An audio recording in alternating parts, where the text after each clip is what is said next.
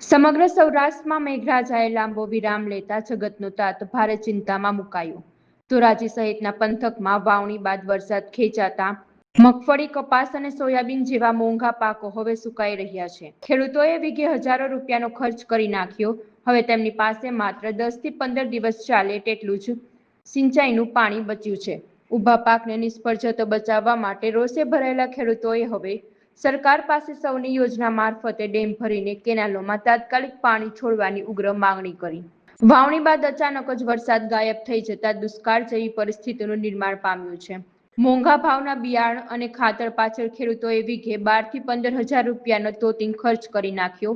ખેડૂતોનો આક્ષેપ છે કે સરકારે જૂન મહિનામાં સૌની યોજના અંતર્ગત સૌરાષ્ટ્રના 11 ડેમ અને 300 તળાવો ભરવાની જાહેરાત કરી હતી, પરંતુ હજુ સુધી ડેમોમાં પાણી પહોંચ્યું નથી। મારું નામ જીવનભાઈ। અત્યારે સૌરાષ્ટ્રની અંદર 10 થી 12 ઇંચ વરસાદ થયો છે ફક્ત, અને દુષ્કાળ જેવી સ્થિતિ છે, બરોબર।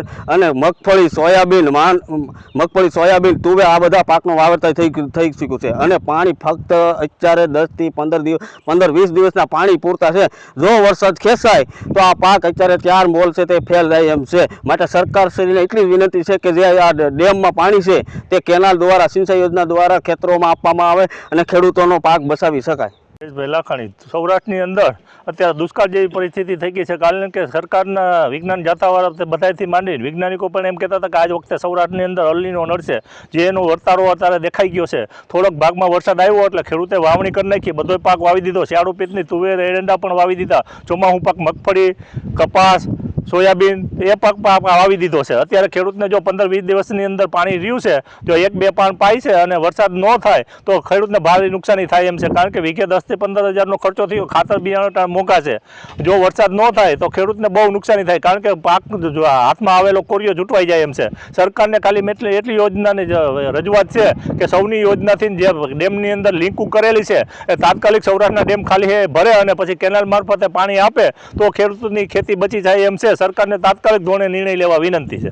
ઉત્તર ગુજરાતની અંદર, દક્ષિણ ગુજરાતની કેનાલનું પાણી છોડવાનું નક્કી કરેલું છે, તો જો કે ત્યાં તો વરસાદ વધારે થયો। સૌરાષ્ટ્રની અંદર 10 ઇંચ વરસાદ થયો, ત્યાં 40 ઇંચ વરસાદ થયો, તોય પાણી યોજનાની છોડવાની યોજના બનાવી છે। તો સૌરાષ્ટ્રની અંદર પાણી ડેમની જે યોજના છે એના દ્વારા પાણી ખેડૂતને કેનાલ મારફત આપે તો પાક બચે એમ છે। મહિના દિવસની અંદર વરસાદ ખેંચાય તો અતિશય મુશ્કેલ થાય, કારણ કે ત્યાર પાક નુકસાની થાય। જે ખર્ચો થઈ ગયો એ થઈ ગયો, ઉત્પાદન કાંઈ ન થાય, મજૂરી અને બિયારણ જેટલો ખર્ચો થાય, ખેડૂતને આખું વર્ષ નિભાવવાનો ખર્ચ ક્યાંથી મળે।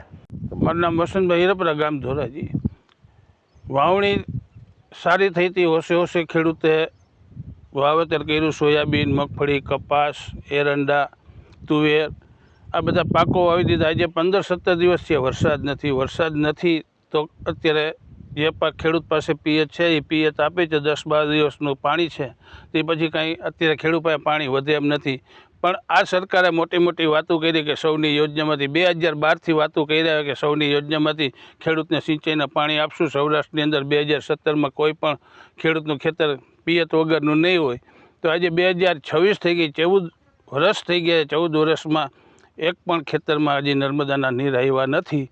તો અમારી સરકારને વિનંતી છે કે અત્યારે અમારે ખર્ચો 12-15 હજાર રૂપિયાનો થઈ ગયો છે, અને નેર દ્વારા એક પાણી આપે તો અમારા પશુધન અને જે અમે ખર્ચો કર્યો છે એનો અમને નિભાવ મળી જાય।